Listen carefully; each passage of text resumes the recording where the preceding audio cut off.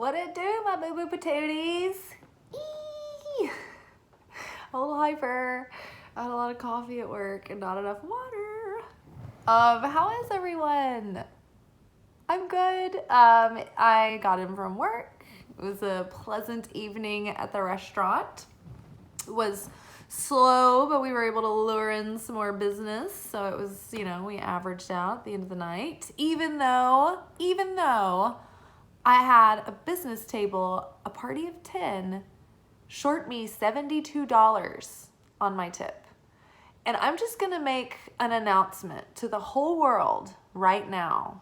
I'm not calling anybody out specific, okay? I'm not even looking directly into the camera.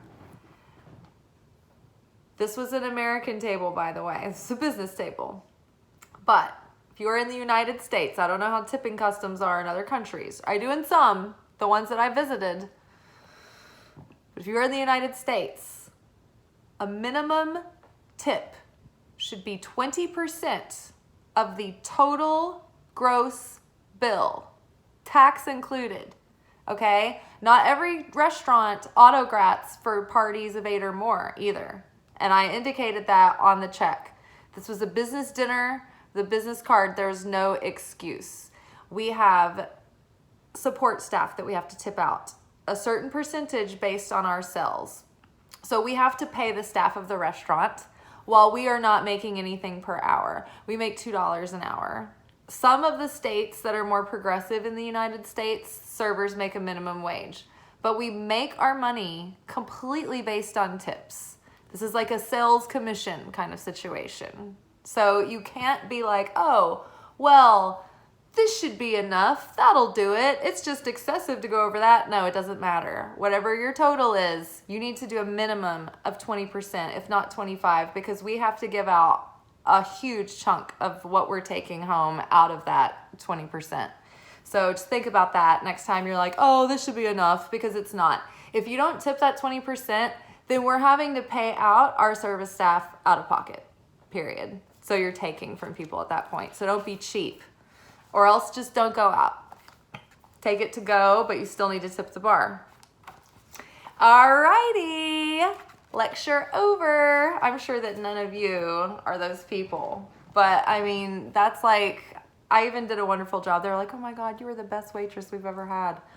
Kiss of death, if the compliments start coming out like in too many compliments, you're like, this is not going well. I can already tell. This is a verbal tip, which I thank you. I'll let my landlord know that I was a great waitress. Okay, so enough said. But I do think it's important that we talk about these public service announcements. Okay, you guys. So I'm really in love with, So the Wild Unknown, she's done it again, that Kim Kranz. She has made the Alchemy Oracle deck. And I don't know if this is like brand new. I just saw somebody using it and I was like, I'm ordering it right now. And I love it because it's the perfect middle of the week deck as far as following up from our anchor message on Monday where we get our assignments. And those are the archetypes. So it's amazing. So that's like the issues, the psychological lessons that we're going to be coming up against, right? The soul lessons. The alchemy deck is amazing because it's like we go deeper into the process usually is what's addressed on Wednesday, is what's usually coming through in the messages, because we're trying to get guidance on how we can go further into these lessons, right? And so we're literally doing the spiritual alchemy during the week. And so it's amazing to me that I found this deck. I can't be more happy with it. I'm so excited. And then the Radiant Sun is like our oracle for the weekend. And that's really I feel like we're just really streamlined right now. We're just a well-oiled machine, guys. Really proud of us. So because this is a new deck and I haven't gotten to know the cards yet, I will read each of the alchemy cards. I will also give you the general impressions that I just got that were channeled through. And our blog from today is, as usual, copy and pasted below. But you can always go follow me on Liz_Taylor_Magick, and you will see our readings earlier, like midday, Monday, Wednesday, Fridays. All right, let us begin. So from the alchemy deck, we pulled Chiron, the wounded healer. We pulled melanosis, or darkening. And these are just like such beautiful art. I just love Kim Kranz's work. And then we pulled, and I mean, this is startling the despicable face. And I love that. This is so abstract, but it feels like discomfort and shame and like shadow and just like to me. I love how weird and like sensual of a response it evokes, of just that feeling of just disgust, shameful, guilty, amazing. And then underneath Chiron, the wounded healer, we got the world. Notification. Underneath the darkening, we got 5 of Wands.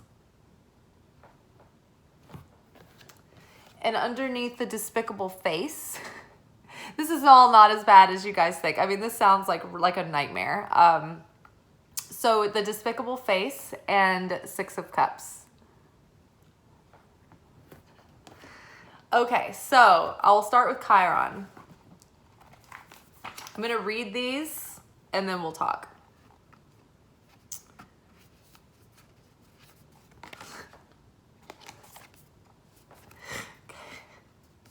All right, really? Okay. Chiron, wounds, teachings, paradoxes. Do you remember on either Sunday night or Monday night, I started to go off on paradoxes. I believe it was the Sunday weekly energy oracle forecast, because I think that it was about that. I have those cards sitting on my table right there, but they were, there was the card of duality that came up. And I was talking about, or maybe it was during the weekly anchor message. I do remember paradox coming up because we ended up talking about duality during the weekly energy oracle forecast. We talked about the one from the anchor message, as in source, eternal, the one whole in unity that encompasses all. So it's complex enough to hold paradox. So I just think that it's interesting if you have been wrestling with paradox this week. We have the 5 of Wands here, which is representative of a concept in Kabbalah called inner conflicting desires. It's when you have these things lurking in your subconscious that are preventing you from receiving what you consciously want.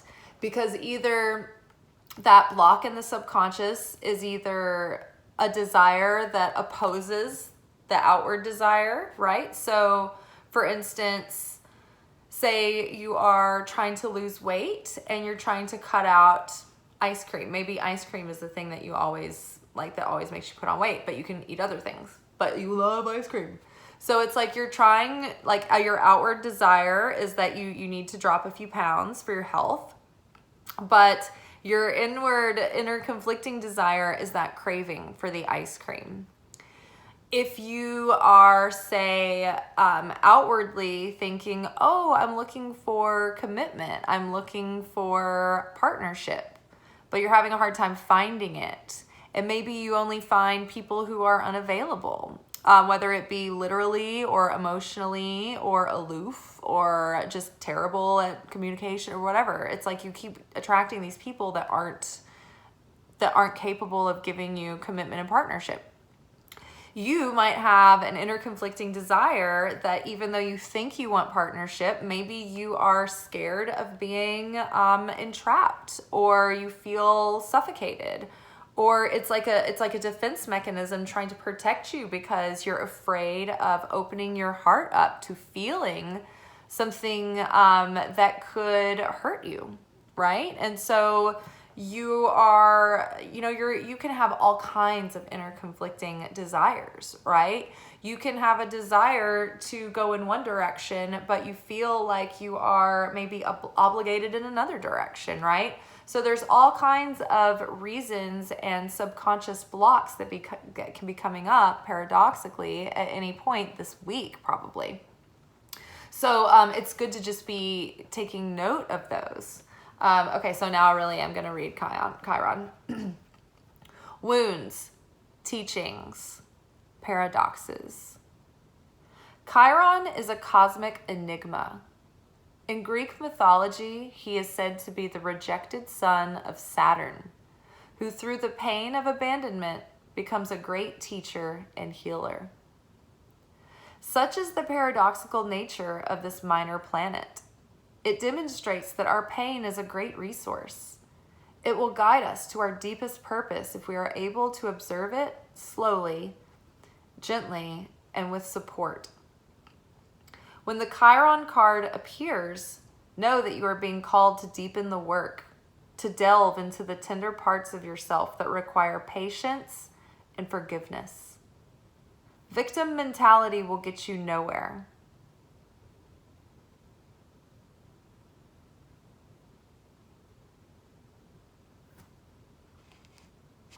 Your past blaming. It's time to let your painful experiences serve as a beacon of light to others. Chiron reminds us of where we've been and where that allows us to go. Go deeper. Read the myth of Chiron. To ponder on the story of your scar.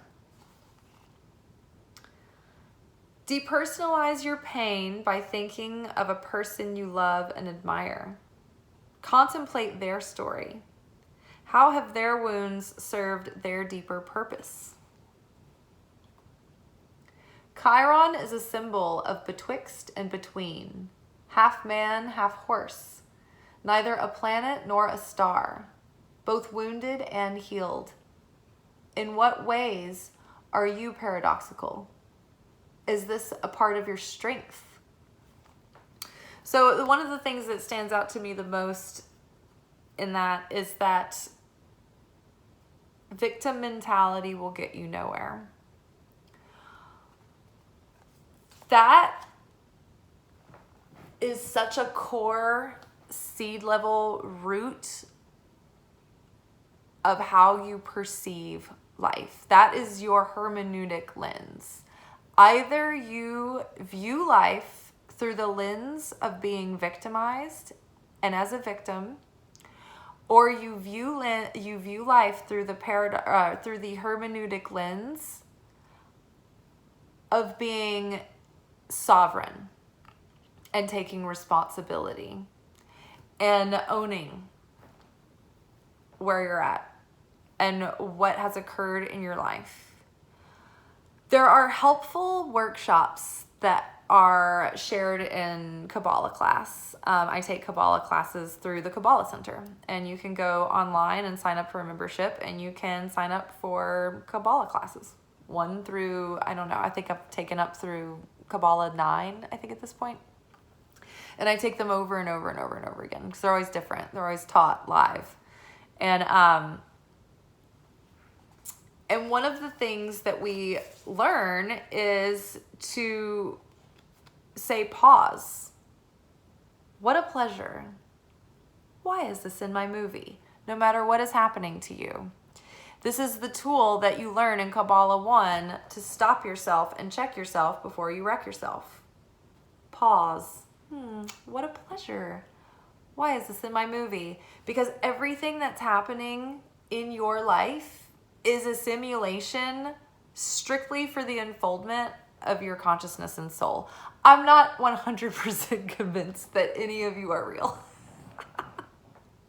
I mean, we are real, right? But we all are coming here like cast in each one of our little performances and each one of our theatrical plays and in our own, individual soap operas. We're coming on and we're doing these like walk-on roles for each other.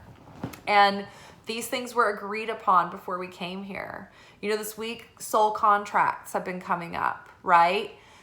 I've remembered like a soul contract that I made to myself, like a few of them. This isn't always like tying up things that have been promises or contracts that you've made with other people in this life. These are vows that you've made to yourself as well. You may have made a vow of silence in a past life, because that may have been your devotion. You may have had a witch wound in a past life where you were silenced for your own safety or as punishment. So there's many reasons why you might have taken a vow of silence that has given you a block in your throat chakra in this life, that has kept you from speaking your truth or even living your truth or acknowledging your truth to yourself, right? There could be, what did we say that was? I got lost in thought. In a past life, I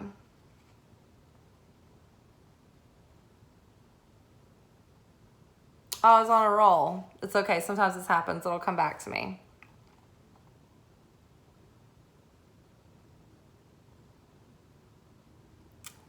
This is like the past, like phobias and fears and issues coming back again to be reworked out. Oh shoot, it'll come back to me. But yeah, we were talking about our tikkun healing and things coming up, and soul contracts, right? Okay, so you may have taken a vow of poverty or a vow of chastity in another life, right? And so you may have issues around feeling like you feel guilty about getting paid for your work, and it's hard for you to receive. And that might mean because you took a vow of poverty in a past life and you're still carrying that over and it's no longer relevant, right? So maybe you're experiencing financial blocks and it doesn't make sense to you. There could be other issues that are involved in this life that have to do with self-worth and mother healing and things like that. But it could also be because you vowed at some point in this life or the last one or one before that you were going to take a vow of poverty. I know that when my last relationship ended, I knew that I wanted to be single for at least a year before I seriously dated anyone, because I wanted to recalibrate my energy so that I would be clear of anyone else's needs or influence or sway over me, that I could just get back to like who I am. And so I realized recently, oh yeah, I don't have to like continue on this way. You know, not that I've like taken like serious like strong vows of like celibacy, but like, you know, I mean, I haven't really, I don't know, it just hasn't really occurred to me. But I was like, oh yeah, I need to mentally cut that cord for myself so that I'm not subconsciously still in that mind frame, you know? Yes. And so in Kabbalah, I got sidetracked. We do learn as part of that pause, why is this in my movie? The point of that is that there's a reason it's playing out. There's a message in it. You shouldn't get caught up in the story or the drama, but pretend that Creator has sent a little oracle for you through something seemingly random or something to trigger you. What do you need to know about why you're being triggered? What is that? Where is that wound connected to? Where is it from? What is it really related to, right? How is it not really this that's really the problem? I mean, maybe it is, but like whatever the trigger is, it's really trying to show you something deeper that's being presented to come into your awareness so that you can transcend it, so that it doesn't have control over you anymore, right? We're working towards taking our power back. So we're healing our ego and we're healing our soul, and we're doing that soul correction.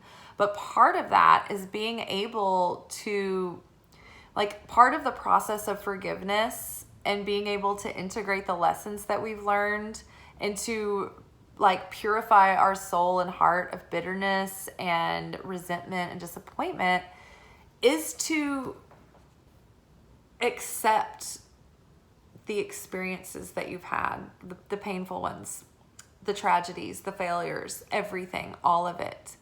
Accept that and think about how it has molded and shaped and melted you into the person that you are, right? Maybe you're still a raw chunk of coal. Maybe you're just joining us and you haven't started this work yet, but you're not a lost cause.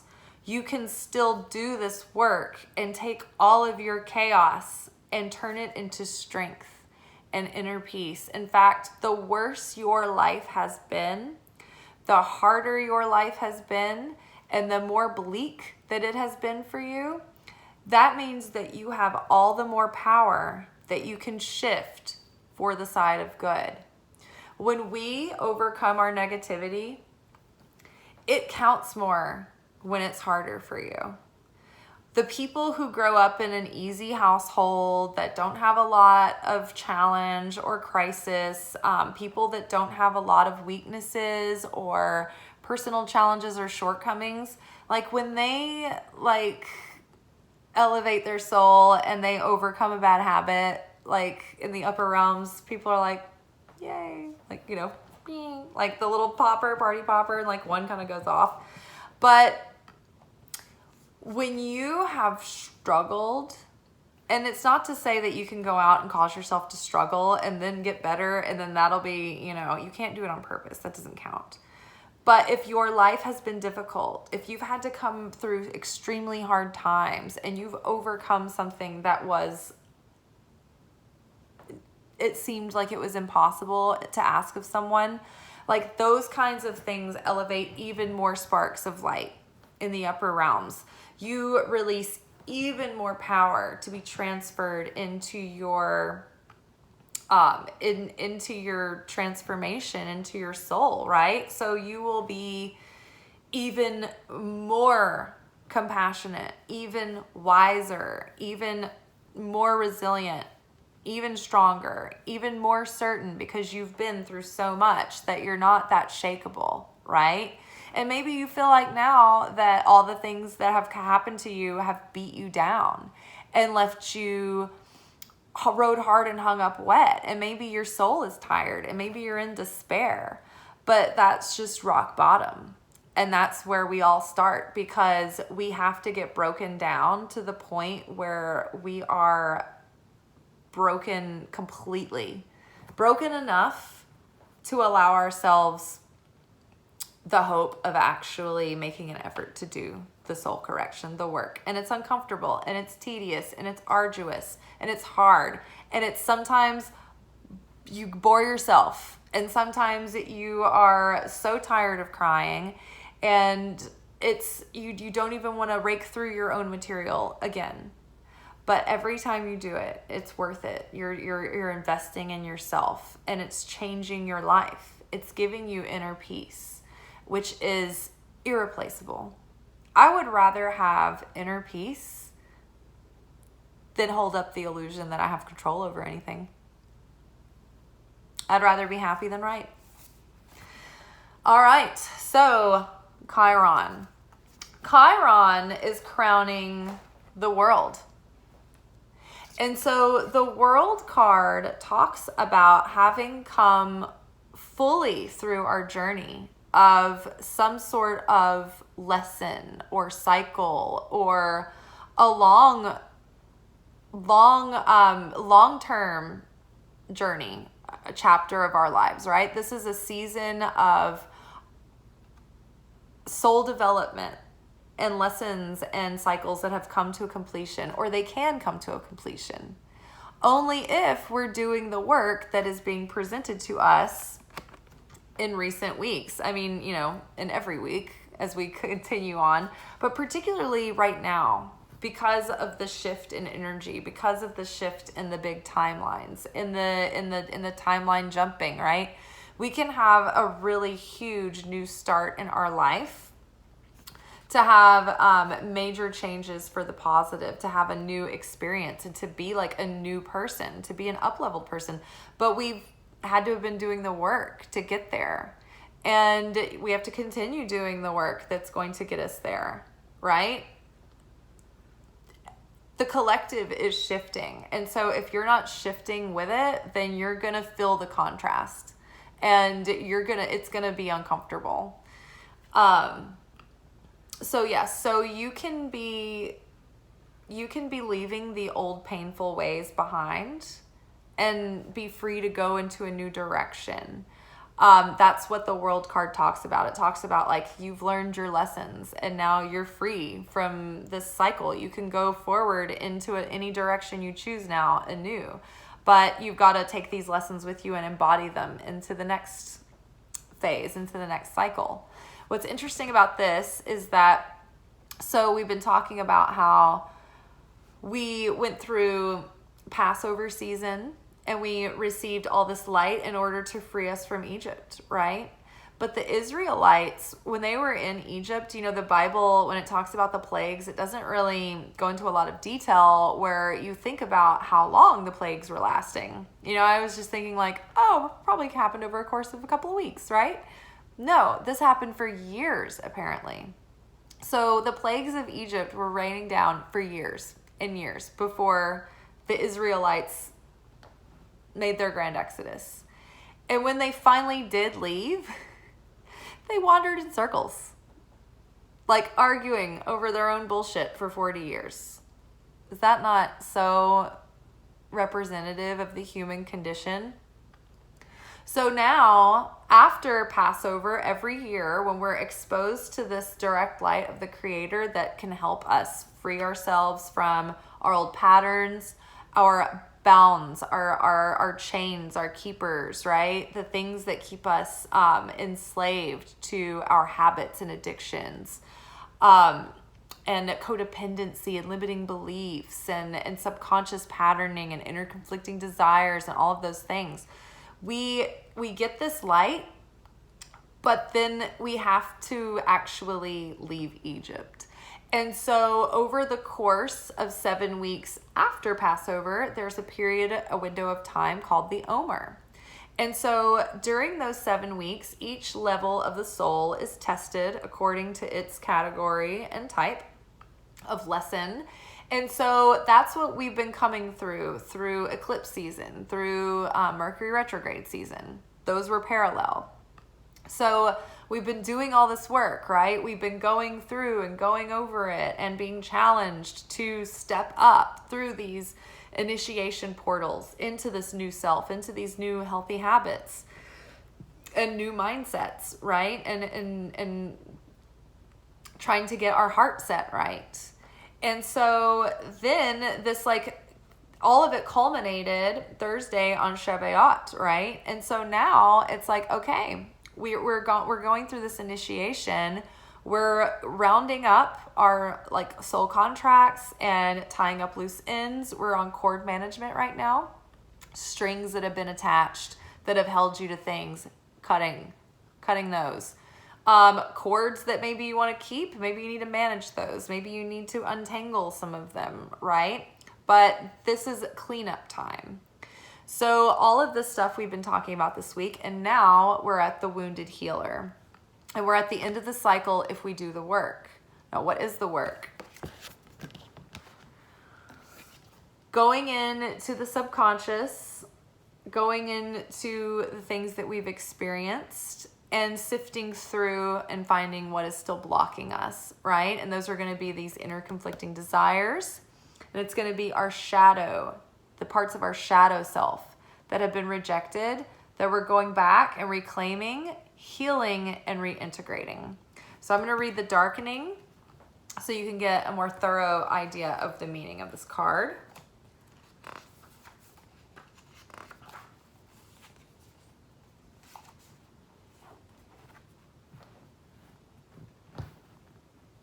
Okay, melanosis, or darkening. Depth, readiness, churning. In alchemy, darkness is an achievement. It indicates the material has been through a significant occurrence, sometimes called an initiatory experience, that has brought it into a state of readiness for the work. I'm going to say that again because it was choppy. sometimes called an initiatory experience that has brought it into a state of readiness for the work. The darkness prepares us. We've moved beyond the small talk and the chit-chat of the upper world and descended into the psychic layers of the soul. We admit who we are fully and bravely, and thus open ourselves to the process of transformation. When this card appears, it's not necessary to delve into what brought you here. The initiation, likely by fire, that has caused the embers to char. I'm going to say that again too. When this card appears, it is not necessary to delve into what brought you here. The initiation, likely by fire, that has caused the embers to char. But rather, it's time to heal, and darkness is the remedy. Closing your eyes is a voluntary expression of darkening. By practicing it daily, we drop into the depths and surrender. As the alchemist's eye adjusts, transformation begins. Go deeper. Watch Nina Simone perform "Black is the Color of My True Love's Hair." To ponder the wisdom of dusk. This card is linked to this card is linked to Mortifactio and to Pluto. If these cards appear together, it's a sure sign that things are running bleak. Time to lighten the mood and let in the sun. But we don't have those cards with us right now, so that's not really applicable. Draw with charcoal or India ink. Let the depth of the pigment move you and follow its lead. The only requirement is that you allow the material to express itself. So yes, the dark times, the hard times, the dark night of the soul, the divine storm. This is the thing that breaks you open. Breaks the egg open for you to be rehatched, reborn. So it's necessary. And if we avoid it, the darkness will just continue to engulf us, and we will continue to recycle our own chaos. So, sweet surrender. Lay prone to the void and let it take you. But yes, it is in this state where you are broken into a pulp and you feel ready for the work. But that's rock bottom. And not everybody gets to rock bottom at the same time.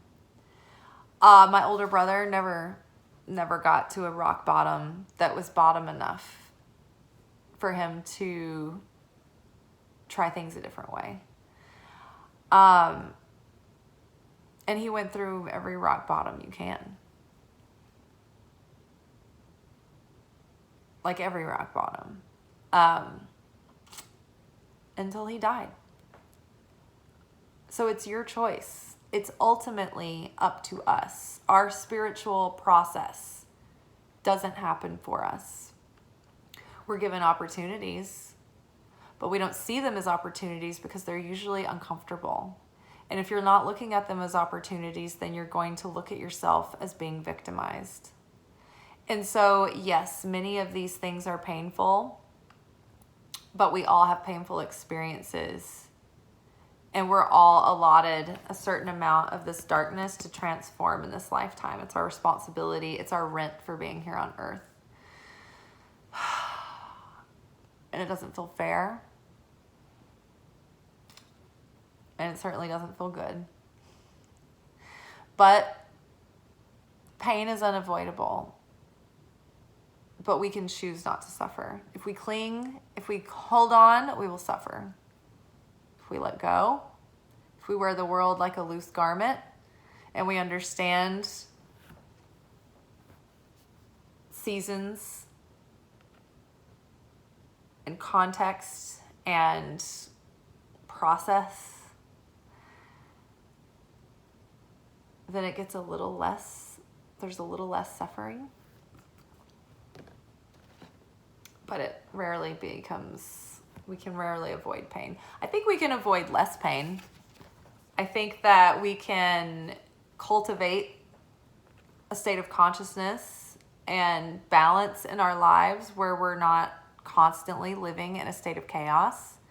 But if you are living in a state of chaos, then that is your chaos. I know, because I used to be living in chaos that was just left over from growing up in chaos all the time, and my subconscious was still looping that and creating chaos around me all the time. And even though it wasn't my fault growing up, and even though it didn't seem to be my fault in my adult life, it was other people and other influences around me, I still finally got to rock bottom and learned how to take responsibility even for messes that didn't even seem to be mine. But you know what? I'm taking responsibility for my life and how I show up proactively in my existence, and I won't be victimized. And you know what? Over time, I reclaimed my own sovereignty, and I reclaimed my own power, and I wasn't disempowered or victimized anymore. I was responsible for myself and the things that are happening to me in my life, even if they don't seem related or in my control at all.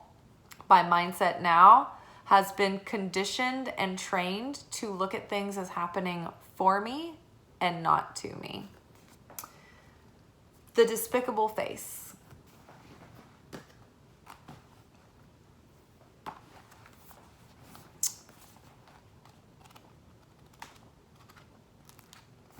And we have the Five of Wands here, which is like, from the inner perspective, like, because the wand suit is about our drive and our willpower and our spirit and like our essence and our passion and our drive. And so that's like where the inner conflicting desires come in. But in a way, this can also be outward competition or conflict. So yeah, you may have competing goals in your life. Maybe something that you want to do is taking up a lot of time and resources, and it's getting in the way of something else that you want to do. So you have to allocate your resources. I used to wonder, like when I studied art history, like why did these painters like give up painting to pursue sculpture? Like I don't understand why they gave it up if they loved it so much. Now I understand. It's like you only have so much time and resources. And so if you're serious about mastering something, you can't dabble. You have to go all in, right? So yes, this is highlighting inner conflicting desires and goals, and that could be on the outside as well. And that was under the darkening, which is about going deeper. And so I think that this is like Chiron is inviting us to go really deep. And there may be uncomfortable things this week or even pain that you may even feel like you want to avoid. Maybe facing this feels like an inner conflicting desire for you or an inconvenience, but it needs to be done because this is going to free you up to go on to the next blessing in your life, to get that up level. And it could be anywhere, right? In any part of your life. A lot of times things don't seem related. Like a lot of times I'll, do work in one area of my soul and it will have an effect on my money. You never know. Sometimes I work on my money and it seems to have an effect on my social life or something like that. So you just never know, but everything is connected even though it doesn't seem like it is. Okay, the despicable face. What is hidden, unaccepted, and shamed. The despicable face is never seen. Rather, it is kept in hiding to save outward appearances. This card appears when something below the surface wants to be witnessed in order to be transformed. Everyone has their own version of the despicable face and their own reasons for assuming that it is an abomination. It could be a buried resentment, an insecurity, or a physical characteristic. It could be a buried resentment, an insecurity, or a physical characteristic that holds us back from experiencing our true self. Remarkably, once revealed, it is not despicable at all. It is human. It is interesting What once was thought of as an error becomes an asset on our journey of alchemical transformation. This card connects us to others and to humanity as a whole. Through acceptance, we lift the veil of perfection and reclaim our energy. Honesty and acceptance are the balm that heals the most tender of wounds. Honesty and acceptance is the balm that heals the most tender of wounds. Go deeper. Watch the movie Edward Scissorhands. To ponder, acceptance as enlightenment. This card may indicate fear of failure. Some are so afraid to make a mess that they never cook up anything in the laboratory. Try. The mess is alchemy underway.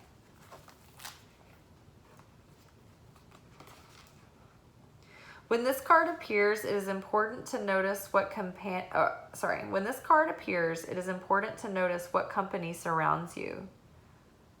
Those who can see and accept all sides of you are true alchemical allies. And then underneath the despicable face, we got Six of Cups. And Six of Cups talks about nostalgia. It can talk about things from the distant past. Sometimes it talks about people coming back around. Sometimes it talks about like unexpected visitors or past life people. But in this particular instance, I really believe that it is about reclaiming the parts of ourselves that we hid way back when because we were shamed for them when we were younger. Because the Six of Cups talks about looking back into childhood, thinking back to a more like youthful time, going back, and it warns you not to remember things as better than they were or as worse than they were. So yes, I do believe that this is about, and it could also talk about a resurgence of an old dream that you gave behind that maybe you gave up on, and that it's like it's coming back again for you to reclaim that. So yeah, definitely this week we're going deep. We're healing the wounded, rejected parts of ourselves. Remember, it talked about Chiron being the rejected son of Saturn. Saturn is practical. It's discipline. It's the dad of the zodiac, the grandfather. But it's like usually the one that's got like everything's all in order, super practical, very disciplined, very structured. Saturn is the punishing planet that'll really like whip you into shape. If you don't have your ducks in a row, it'll discipline you and it'll make sure that you do. So the wounded healer is coming to reclaim and go deep into the parts of yourself that were rejected because they weren't maybe practical enough, valuable enough, didn't have it all together, didn't have it all sorted out. But these are the rejected parts of ourselves. It doesn't even necessarily have to do with those Saturn themes, but they might for some of you. But yes, either way, we're going deep and we're reclaiming the shadow aspects of self, because if we can't accept ourselves, then no one else will be able to either. Because we won't feel like we deserve love, because we don't deserve our own love. We're not giving our self-love ourselves. We're not liking ourselves. So that tells us that we're not worthy or adequate to love. And so therefore, subconsciously, we're projecting that out. So this week, there have been themes of self-love.